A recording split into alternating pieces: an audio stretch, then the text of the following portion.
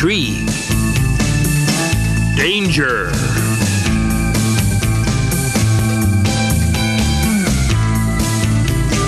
Suspense.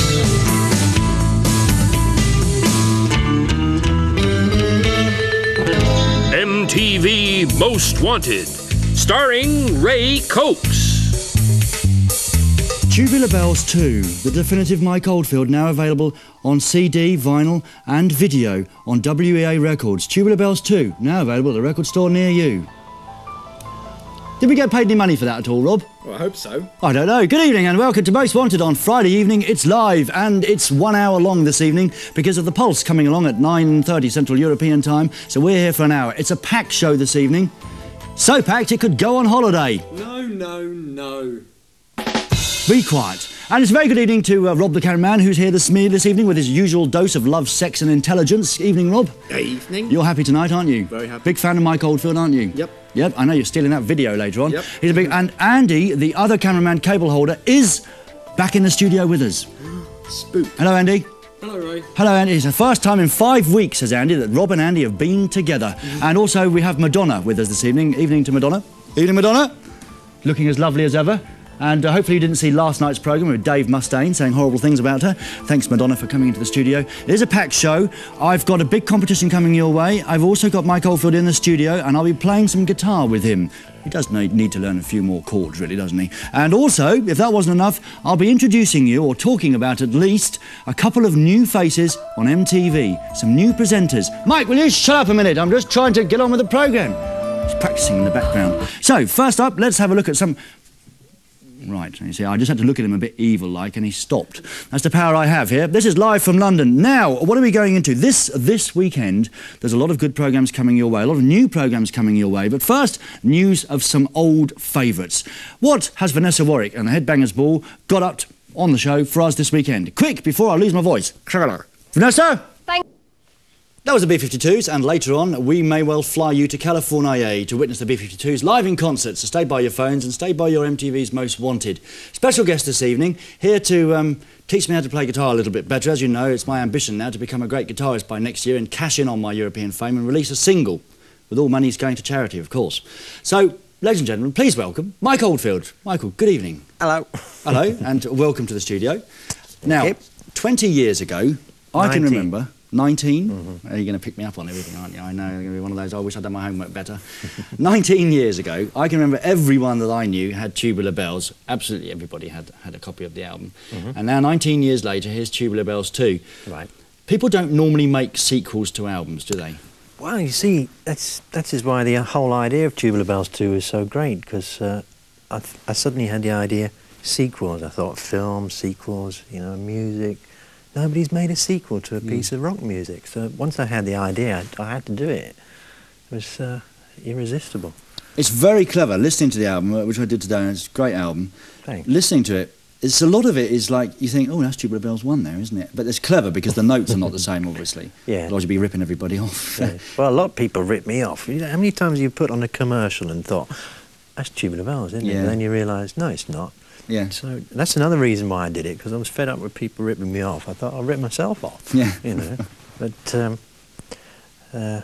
it's Tubular Bells too. If I'd have made it too different, it would have been, you know, something else, Piccadilly Circus, something. Yeah. I would call it something different because it's Tubular Bells 2. It's got to sound a bit like Tubular Bells, otherwise people would go, it's not Tubular Bells 2. Why'd you call it Tubular Bells 2? Yeah, it's a stupid question, really, from my behalf. Now, you're on a new label now. Yeah. Now, when I ever explained to people who weren't around in 1972, Mike Oldfield, Tubular Bells, yeah, he was the man who, you know, made Richard Branson what he is today. If it wasn't for him, you know, Richard wouldn't be flying around the world. So I would have thought that Richard owed you his life. And why are you on a new label? Well, as Richard got involved in his airline, he got less and less interested in music. And as things went on, people changed, you know. Virgin in the early days was great, but you know, that was 20 years ago, people changed. By the end of the company, there was nobody there that I knew or felt I could talk to, and so what I did is I wanted to work out my contract and get free and find a whole new set of people around me, a new manager and a new label, and I've been doing that since the beginning of last year. Has Richard Branson actually said anything to you about Tubular Bells II? Well, funnily enough, as soon as I left, he sold the company, which is strange. And then he rang me up and said thanks, because he'd obviously somebody just given him great big piles of millions of pounds. Yeah. And he did give me a discount on his airline, but I do think I could go for nothing. Yes. If you're listening. I would think so. Richard, this man made your empire, God's sake.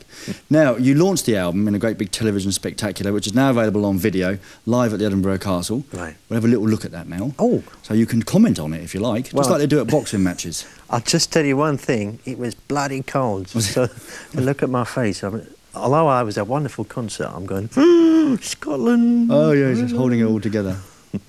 That's now out on video. You can buy this, but obviously they haven't got it ready yet in the control room, but here it is now, I think.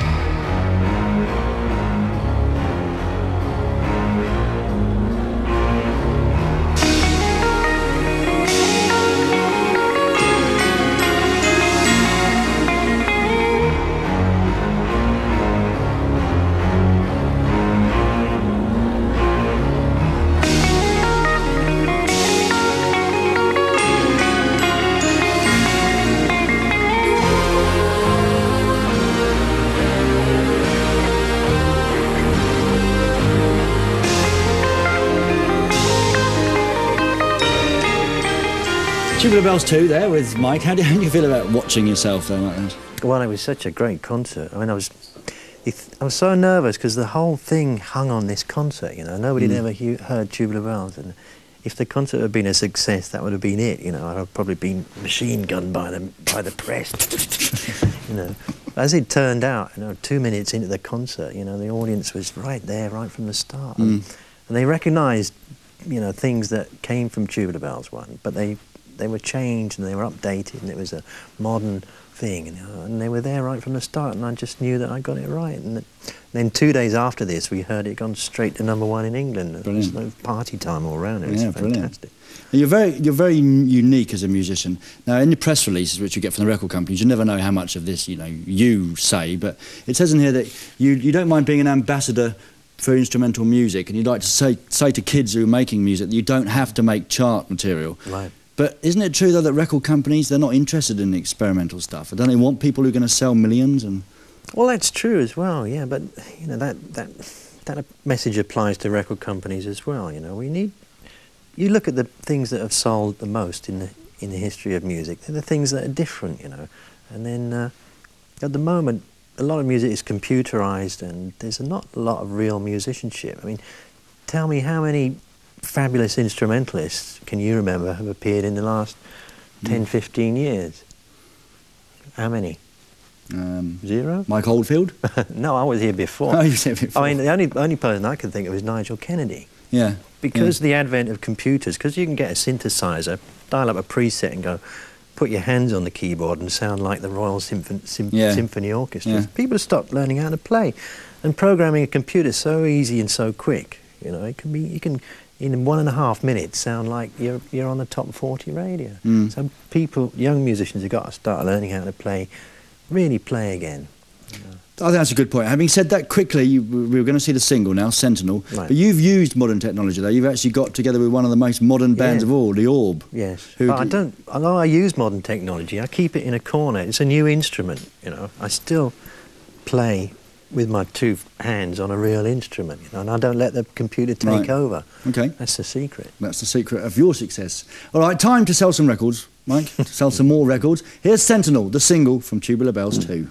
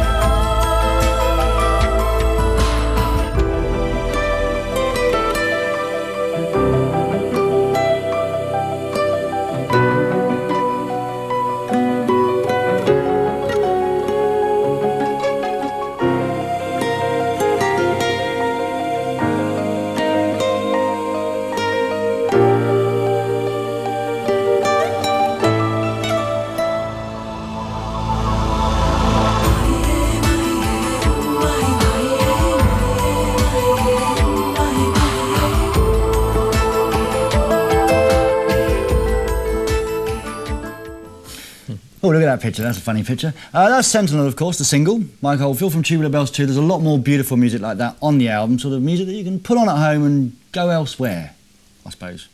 Can't you?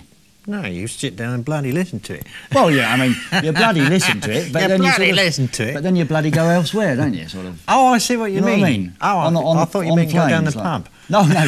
Put it on, go down the pub, and come back when it's finished, and put the pistols on. Just a joke. Now, as you know, I'm trying to learn how to play guitar because being on MTV, it's about time I learnt some music. And well, I've got this Gibson Les Paul, and Mike's taught me how to play a chord, which is D, I believe, Mike, isn't it? It is, yeah. Let's hear it. Let's hear it. Yeah.